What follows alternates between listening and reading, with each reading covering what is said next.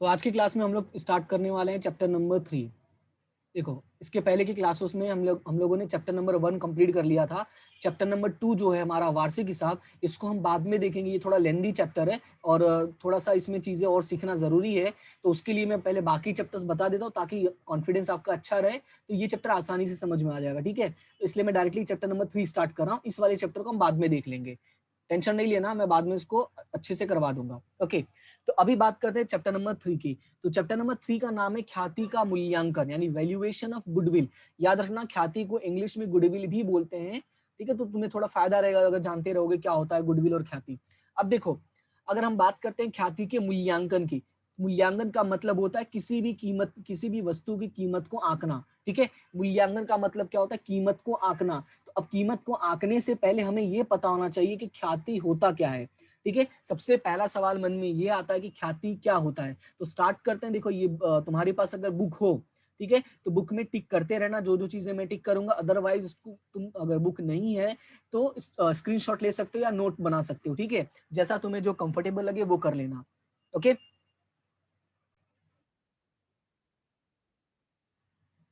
देखो, सबसे पहले हम बात करते हैं अगर ख्याति का अर्थ। तो ख्याति का अर्थ पे हम लोग पहुंचे, उससे पहले यहाँ पे एक चीज समझो।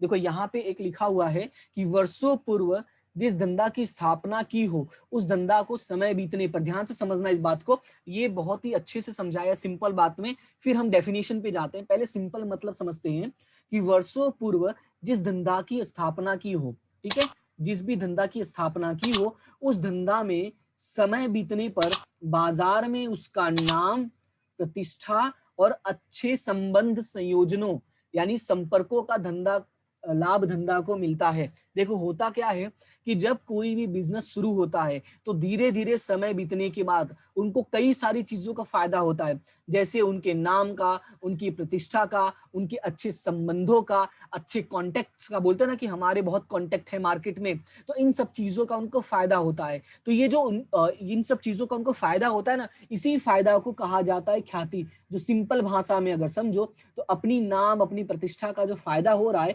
उसी को हम क्या बोलते हैं? ख्याति बोलते हैं। जैसे एक सिंपल सा मैं एग्जांपल देता हूं। जैसे हम बात करते हैं अगर किसी भी प्रोडक्ट की, तो होता क्या है कि जब हम मार्केट में जाते हैं, एक जैसी कई सारी चीजें अवेलेबल होती हैं, तो हम उन्हीं चीजों को खरीदना पसंद करते हैं जिनका नाम हमने बहुत सुना हो, या जिनका नाम हमें अच्छा, मतलब कहते हैं दिमाग में हमारे हो। तो कहीं ना कहीं उन्होंने उस तरह से मेहनत किया, तब हमारे दिमाग में उनका नाम है। जैसे अगर मैं बात करूं तो पार्ले जैसे बहुत सारी बिस्किट कंपनियां आती है, जैसे पार्ले हो गया, ठीक है, फिर ब्रिटानिया हो गया, तो ऐसे अलग अलग कंपनियां आती हैं। सनफिस्ट आता है, लेकिन हम जब जाते हैं दुकान पे तो ज्यादातर हमारे दिमाग में आता है पार्ले बिस्किट। पार्ले की कई तरह की बिस्किट्स आते हैं, कई तरह के उसके वेराइटीज आते हैं, लेकिन बात करते हैं तो नाम उसी का आता है। क्यों? क्योंकि इसने इतने सालों में एक अपनी अच्छी प्रतिष्ठा बनाई, एक अपना अच्छा छाप बनाया है लोगों पर। ठीक है, लोगों पर एक अच्छा छाप बनाया। तो इसकी वजह से होता क्या है कि जब लोग जाते हैं दुकानों पर, जब 5 रुपए लेकर जाते हैं बिस्किट खरीदना हो, तो ज्यादातर कोशिश यही करते हैं भाई यही ले लेते हैं पार्ले, इसमें ज्यादा भी रहता है और इसको अच्छा भी रहता है। तो ये सब क्यों होता है? क्योंकि उन्होंने अपना नाम बनाया है। तो ये तो सिंपल था कि एक तरह से नाम ही जो है तुम्हारी ख्याति। लेकिन अगर हम बात करते हैं ख्याति का अर्थ, जो तुम्हें याद रखना है एग्जाम पॉइंट ऑफ व्यू से, तुम्हारे एग्जाम में पूछा जाता है कि ख्याति अर्थात क्या। तो अब समझते हैं कि ख्याति का अर्थ क्या होता है। तो यहाँ पे लिखा है, अगर सरल शब्दों में कहें तो ख्याति धंधा की प्रतिष्ठा का मूल्य दर्शाने वाली अदृश्य संपत्ति है। क्या है? ये दो वर्ड याद रखना है। पहला क्या है? धंधा की प्रतिष्ठा का मूल्य। क्या है पहला? धंधा की प्रतिष्ठा का मूल्य, और दूसरा है अदृश्य संपत्ति है। मतलब ये हुआ कि जो हमारी ख्याति होती है ना, ख्याति कोई संपत्ति, मतलब ऐसा नहीं कि जो चीज हमें दिखाई देता हो, जैसे जमीन अच्छा है, मकान अच्छा है, दुकान बहुत बढ़िया बना के रखे हो, ठीक है, अंदर बहुत सजावट करके रखी, तो वो लोगों को दिखाई देगा। लेकिन ख्याति लोगों को दिखाई नहीं देता है। फिर इसीलिए उसको क्या कहा गया है? कि कहा गया है जो ख्याति है वो कैसी है? अदृश्य संपत्ति है। तो ये याद रखना, ये 1 मार्क्स के एमसीक्यू में पूछ सकते हैं कि ख्याति किस प्रकार की संपत्ति है। तो ख्याति अदृश्य संपत्ति है। दूसरा, कि ख्याति अर्थात क्या बात करें तो ख्याति जो है वो धंधा की प्रतिष्ठा का मूल्य दर्शाता है। क्या करता है? धंधा की प्रतिष्ठा का मूल्य दर्शाने वाली अदृश्य संपत्ति है। ये हो गया तुम्हारा पहला डेफिनेशन। और अगर हम बात करते हैं दूसरा डेफिनेशन, तो दूसरा डेफिनेशन ये लिखा है कि अपेक्षित लाभ से अधिक लाभ कमाने की, ध्यान से समझना इस बात को, क्या बोला है? अपेक्षित, एक मिनट ये गलत हो गया, हाँ, अपेक्षित लाभ से अधिक लाभ कमाने की, धंधा की प्रतिष्ठा के मूल्य को ख्याति के रूप में पहचानते हैं। जो दूसरा पॉइंट बोला है, इसमें क्या बोला है, अपेक्षित लाभ से अधिक लाभ कमाने की। अब ध्यान से समझना, पहले इस पॉइंट को कवर करते हैं कि अपेक्षित लाभ से अधिक लाभ कमाने की। अब ये सवाल ये है कि सर अपेक्षित लाभ क्या होता है, तो मैं तुम्हें सिंपल भाषा में कहता हूं कि अपेक्षित लाभ क्या होता है। जैसे कि जब हम कोई काम करते हैं, फॉर एग्जाम्पल जैसे हम एग्जाम की तैयारी जब शुरू करते हैं, ठीक है, तो जब एग्जाम की तैयारी शुरू करते हैं तो कुछ दिनों के बाद हमें एक उम्मीद होती है। क्या उम्मीद होती है? अपनी तैयारी को देखकर हम बोलते हैं कि इस बार मेरे 70% तो आ ही जाएंगे, या 70% से ज्यादा तो आ ही जाएंगे। ध्यान से समझना, हम उम्मीद करते हैं कि इतने तो मेरे आ जाएंगे। तो ये जो हमारा उम्मीद है ना, इसी को क्या बोला जाता है व्यवसाय की भाषा में? अपेक्षित। क्या बोला जाता है? अपेक्षित। अब ये हमारी उम्मीद है 70%। फिर जब तुम एग्जाम देते हो, ठीक है, जब तुम एग्जाम देते हो तो जो तुम्हें परसेंटेज प्राप्त होता है, मान लो एग्जाम देने के बाद तुम्हें मिल गया 72%। एग्जाम देने के बाद तुम्हें कितना मिल गया? 72%। तो ये हो गया तुम्हारा एक्चुअल, यानी असली में तुमने कितना नंबर लाया असली में, ठीक है। तो अब है, अब ख्याति क्या है? अब व्यवसाय की भाषा में अगर मैं कहूं तो मान लो 70 रुपए कमाने का तुम सोचे थे, लेकिन तुम कमा गए 72 रुपए, ठीक है। अब परसेंटेज को हम पैसे में कन्वर्ट करते हैं। तुमने सोचा था कि तुम 70 रुपए कमाओगे, लेकिन तुम कमा गए 72 रुपए। तो अपेक्षित लाभ से, ध्यान से देखना, अपेक्षित लाभ से तुमने क्या किया? अधिक लाभ कमा लिया। कितना रुपए कमा लिया? ज्यादा, 2 रुपए। तो ये जो 2 रुपए तुमने अधिक कमाया है, इसी को हम क्या बोलेंगे? ख्याति बोलेंगे, ठीक है। तो अब परिभाषा वापस रीड करते तो समझ में आएगा। क्या लिखा है? अपेक्षित लाभ से अधिक लाभ कमाने की धंधा की प्रतिष्ठा के मूल्य को ख्याति के रूप में पहचानते हैं। तो यह है हमारी ख्याति की दो परिभाषाएं जो आपको याद रखनी है। तो अगर इन दोनों परिभाषाओं में किसी को कोई डाउट हो तो बोलो। अब देखो, अगर हम आगे बढ़ते हैं तो अगला जो हमारा पॉइंट आता है वो ये आता है कि ख्याति के मूल्यांकन को प्रभावित करने वाले परिबल, ठीक है, जिसको इंग्लिश में बोलते हैं factors affecting valuation of goodwill. यानी कौन से ऐसे तत्व या परिबल हैं जो ख्याति पर असर डालते हैं, या हम ये कह सकते हैं जिनकी वजह से ख्याति में कमी या वृद्धि होती है। तो एक एक करके पॉइंट हम समझते हैं तो हमें आइडिया लग जाएगा कौन कौन से परिबल हैं। तो सबसे पहला जो परिबल लिखा गया है, और वो लिखा गया धंधा का स्वरूप, ठीक है। क्या लिखा गया? धंधा का स्वरूप। ये पॉइंट्स याद रखना, इसमें जितने भी पॉइंट्स दिए हैं आपको, आपको टोटल 6 पॉइंट दिए हैं। तो 6 के 6 पॉइंट याद रखना। कभी कभार वो 1 नंबर 2 नंबर में पूछ लेंगे कि ख्याति को प्रभावित करने वाले परिबल या तत्व बताइए, तो तुम्हें सिर्फ पॉइंट लिखना होगा, ठीक है। 4 पॉइंट याद रखना, 1 नंबर में भी पूछा जा सकता है, ठीक है। तो अभी हम आगे बढ़ते हैं और एक एक करके समझते हैं कि क्या है चीजें ऐसी जिनकी वजह से ख्याति पर असर होता है। तो अब स्वरूप की मैं बात करता हूँ कि धंधा का स्वरूप क्या है। तो जिस पीढ़ी द्वारा अपेक्षित लाभ की अपेक्षा या अधिक लाभ कमाने की शक्ति अधिक मूल्य वृद्धि वाली वस्तु के उत्पादन के कारण हो, स्थिर बिक्री में अधिक लाभ का योगदान रखने के कारण, अथवा अन्य कोई कारण से अधिक लाभ हो, तो वहां ख्याति का अस्तित्व होता है। कहने का मतलब यहाँ पे क्या लिखा गया है? धंधा का स्वरूप ये मायने रखता है कि तुम्हारी ख्याति कितनी है। अगर बात करते हैं धंधा का स्वरूप का, तो मतलब तुम्हारी बिक्री कितनी है, ठीक है। तुम कौन सा वस्तु का उत्पादन कर रहे हो, उस वस्तु का जो उत्पादन कर रहे हो वो किस तरह की वस्तु है, क्या लोग उससे संतुष्ट हो रहे हैं। तो इन सब चीजों का भी असर होता है ख्याति पर। जैसे कि अगर मार्केट में 2 दुकानें हैं, दोनों एक ही प्रकार का सामान बेच रहे हैं, लेकिन एक दुकान से तुम्हारी संतुष्टि नहीं होती है, ठीक है। एक दुकान में जाते हो, तुम्हें उस प्रकार की चीजें नहीं मिलती हैं जिस प्रकार की चीजें तुम्हें चाहिए, तो उस दुकान की जो ख्याति वो तुम्हारी नजर में जीरो होगी।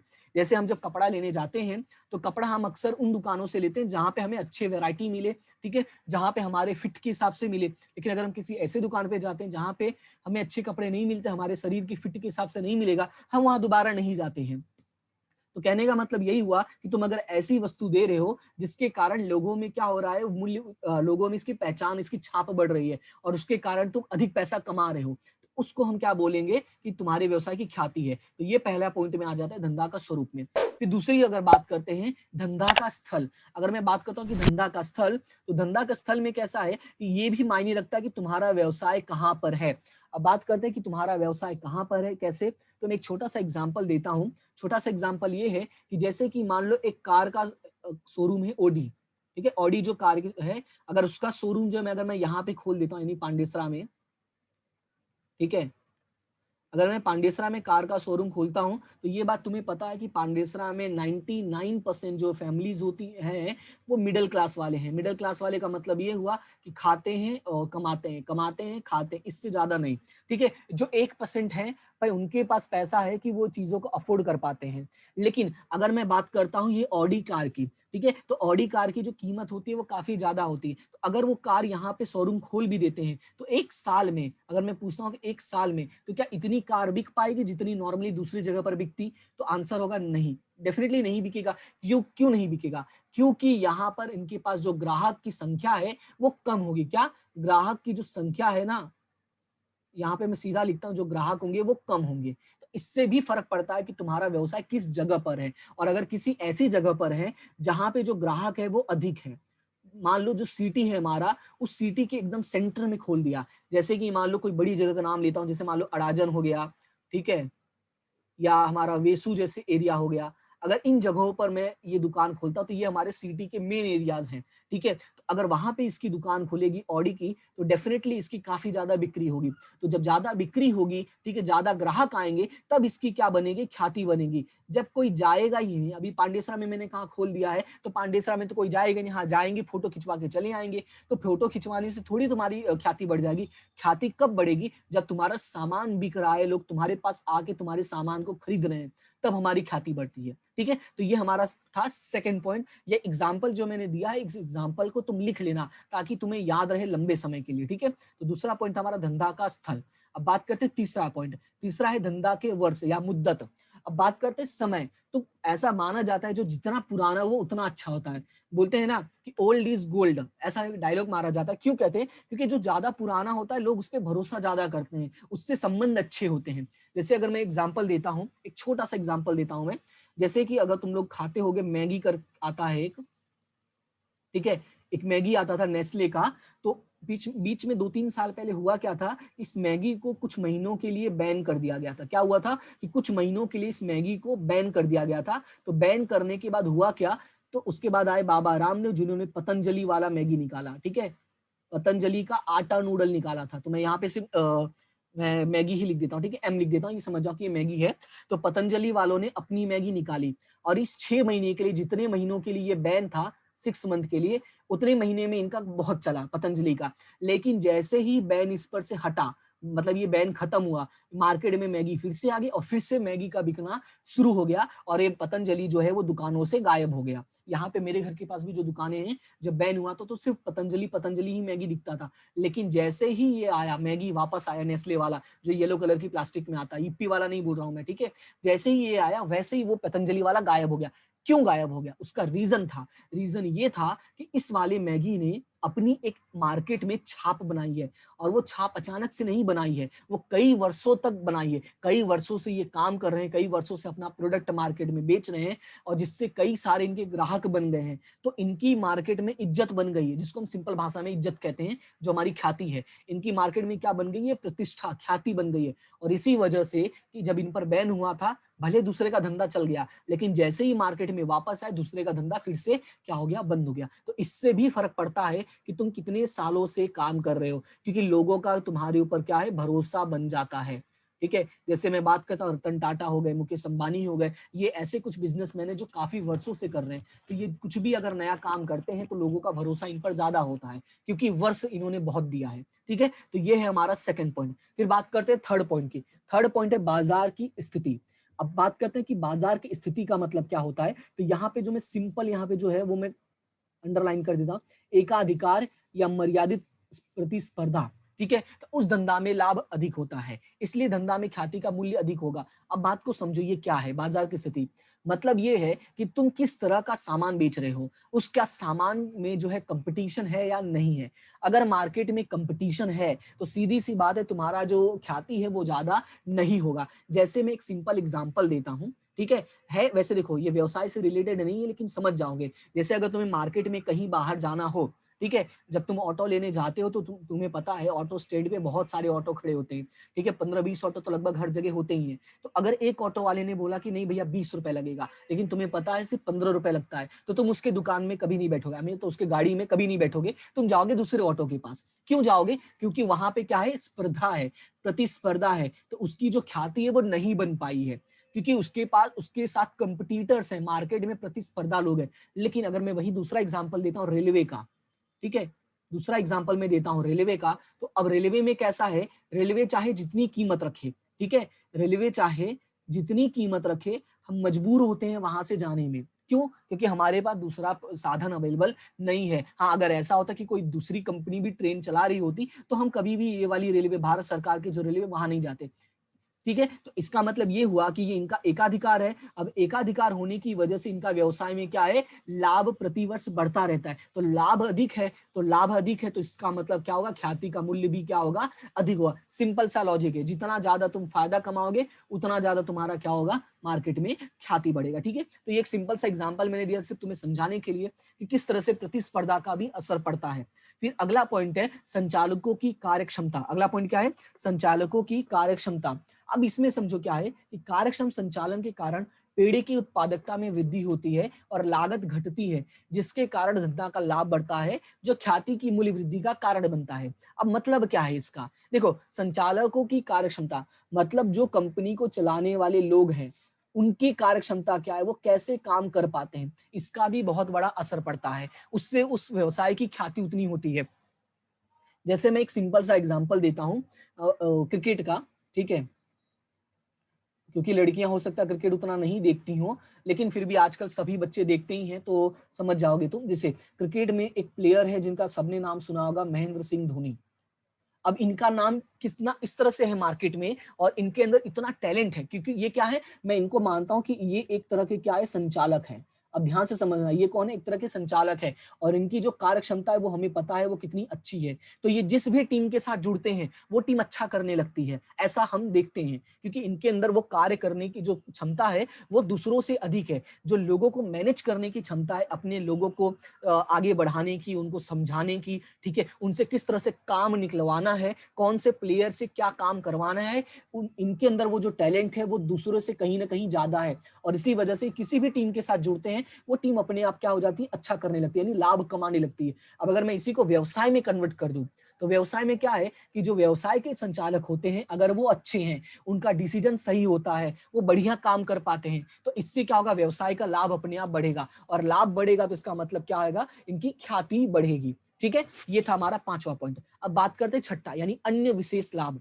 अगर बात करते हैं अन्य विशेष लाभ की, तो अन्य विशेष लाभ में क्या है, जैसे तुम्हारे पेढ़ी के पास क्या है, लाइसेंस है, पेटेंट है, ठीक है, तुम्हारी कंपनी का कोई ट्रेडमार्क है, अगर ऐसी कोई चीजें हैं तो भी इससे व्यवसाय में तुम्हारी एक अलग छवि बनती है।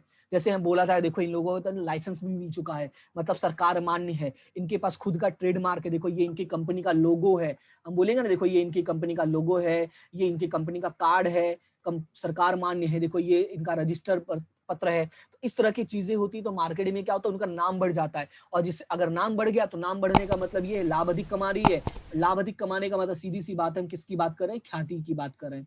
यानी इन सारी चीजों से भी क्या होगा, हमारी व्यवसाय की ख्याति बढ़ जाएंगे। तो ये टोटल 6 पॉइंट है जिनकी वजह से व्यवसाय की ख्याति बढ़ती है।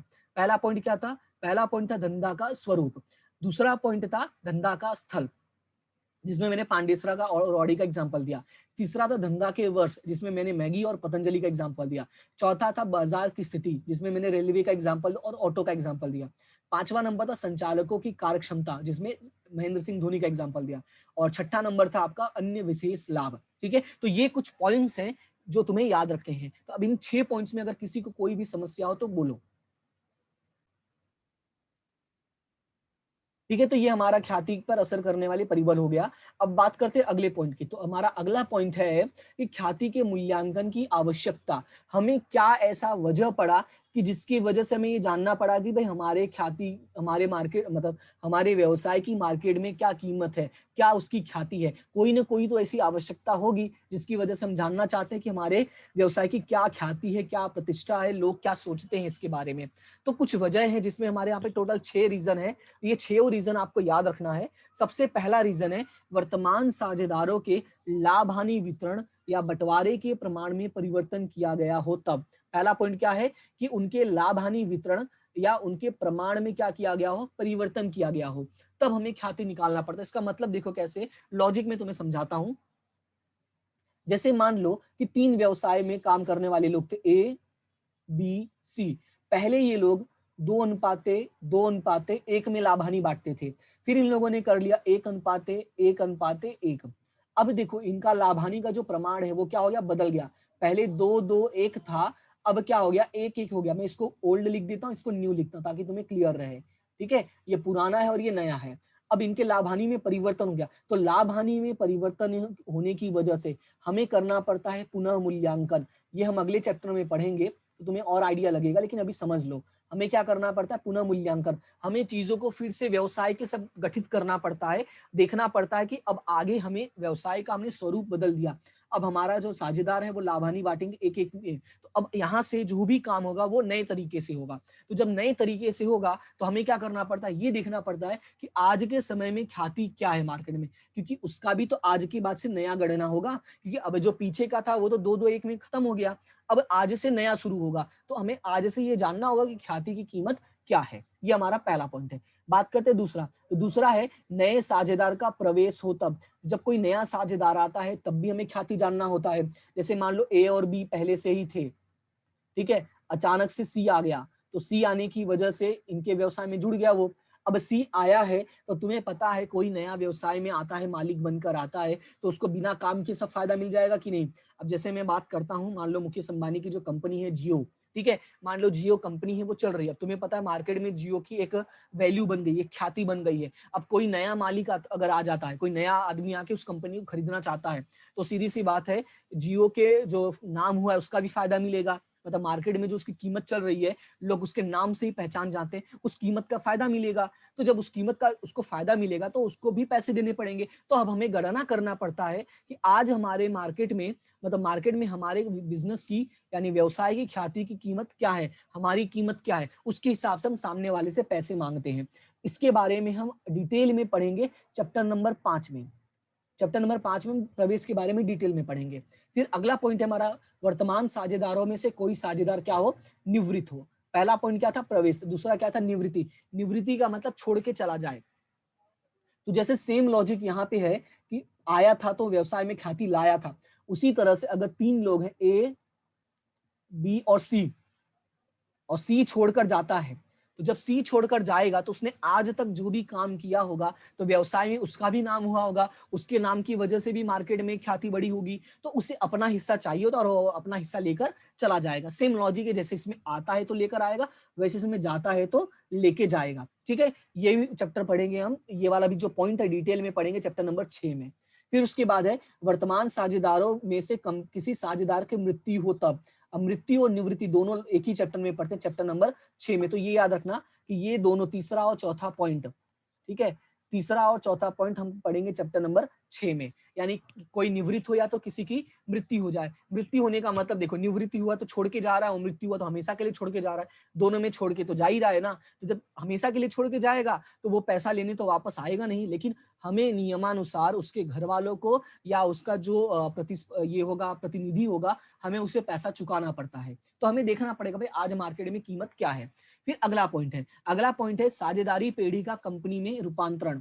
ठीक है, क्या है कंपनी में रूपांतरण, मतलब ये है कि जैसे पेढ़ी तुमने शुरू किया था, अब पेढ़ी को तुम कंपनी में कन्वर्ट करना चाहते हो, तो जब कंपनी में कन्वर्ट करना चाहते हो, कंपनी में बदलना चाहते हो, तो भी तुम्हें देखना पड़ेगा तुम्हारे मार्केट की आज कीमत क्या है। अगर तुम अपना व्यवसाय किसी को दे रहे हो तो सीधी सी बात है तुम देखना चाहोगे कि तुम्हारी वैल्यू क्या है, ताकि तुम्हें पता चले। तो ये वाला जो चीज है, ये दोनों चैप्टर जो है हमारा पांचवा और छठा, ये हमारे कॉलेज के फर्स्ट ईयर में पढ़ते हैं। मतलब मेरा कहने का ये है कि हमें ये सारी चीजें पढ़नी है, लेकिन हम एक साथ नहीं पढ़ते, हम अलग अलग सिचुएशन में जाके अलग अलग चीजें सीखेंगे कि ख्याति का अलग अलग समय में कैसे कैसे गणना किया जाता है। जैसे जो रूपांतरण है वो तुम्हारा फर्स्ट ईयर में है, और साझेदारी पेढ़ी का जो संयोजन है ये तुम्हारा सेकंड ईयर में है। पहला पांचवा वाला फर्स्ट ईयर में है और छठा वाला सेकंड ईयर में। संयोजन जिसको अमालगमेशन में कहा जाता है, देखो यहाँ पे लिखा भी है, संयोजन का मतलब होता है कि दो साझेदारी पेढ़ी इकट्ठी होकर नई पेढ़ी प्रारंभ करे तब। मतलब दो व्यवसाय थी, जैसे मान लो मिस्टर ए बी सी, एक पीढ़ी ये है और एक है एम एन ओ, एक पीढ़ी ये है, और ये दोनों मिलके एक अलग पीढ़ी बनाते हैं, या दोनों मिलके एक अलग व्यवसाय शुरू करते हैं। तो इस समय भी दोनों का ये जानना जरूरी है कि इसकी मार्केट में कीमत क्या है और इसकी मार्केट में कीमत क्या है, ताकि ये लोग एक दूसरे से उतना पैसे का लेन देन कर सके। ठीक है, तो ये टोटल 6 रीजन है जिसकी वजह से हमें क्या करना पड़ता है, ख्याति का पुनः मूल्यांकन, ख्याति का मूल्यांकन करना पड़ता है। ठीक है, तो ये टोटल 6 पॉइंट है जो आपको याद रखना है। एग्जाम में ये पूछा नहीं जाएगा आपको कि ख्याति का मूल्यांकन की आवश्यकता बताइए, लेकिन याद रखना जरूरी है ताकि आपको आगे जब हम पढ़ें तो हमें पता रहे कि ये सारी चीजें हम पढ़ चुके हैं। तो इसमें अगर किसी को कोई डाउट है तो बोलो।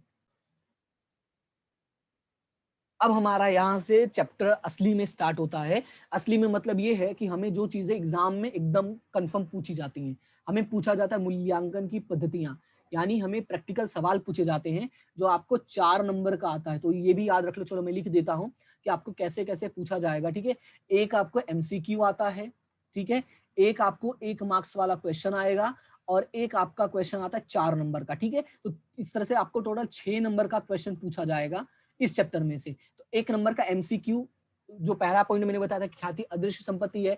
अब 1 नंबर का मार्क में जो आएगा हो सकता है परिभाषा पूछ ले, ठीक है, या इन चारों में से कोई मेथड का सूत्र पूछ ले।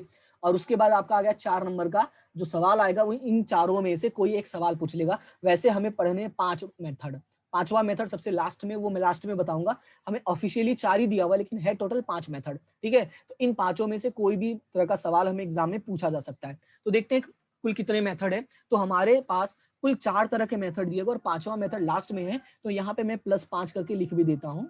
ठीक है, 5वां मेथड का नाम है अधिक लाभ की पूंजीकरण पद्धति। ठीक है, ये 5वां मेथड है।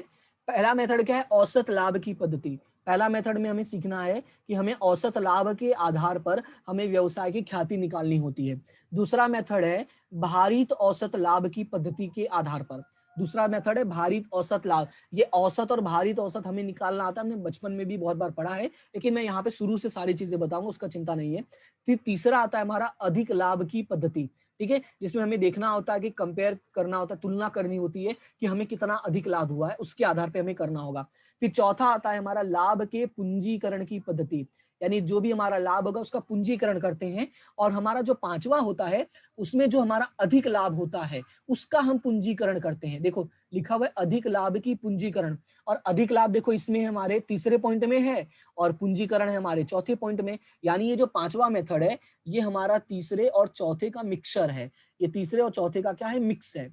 इसी वजह से नाम नहीं लिखा गया है, लेकिन हमें एग्जाम में अक्सर ये भी पूछा जाता है। तो ये 5 मेथड जो है वो हम पढ़ने वाले प्रैक्टिकल के तौर पे। तो इसके ये जो प्रैक्टिकल है वो मैं कल स्टार्ट करता हूँ। आज तुम लोग थियरी सारे रिवाइज कर लेना, सारे लर्न कर लेना, कल से हम लोग प्रैक्टिकल शुरू करेंगे। और जो प्रैक्टिकल में मैं कहानी की तरह चीजें समझाऊंगा ताकि तुम्हें लंबे समय तक याद रहे। सारे नोट्स अच्छे से बना लेना, फॉर्मूलाज अच्छे से लिख लेना ताकि कोई तकलीफ नहीं हो। ठीक है, तो अभी इसमें किसी को कोई भी डाउट है जहां तक हमने पढ़ा है तो पूछो, अगर नहीं डाउट है तो सभी लोग जा सकते हो। ठीक है।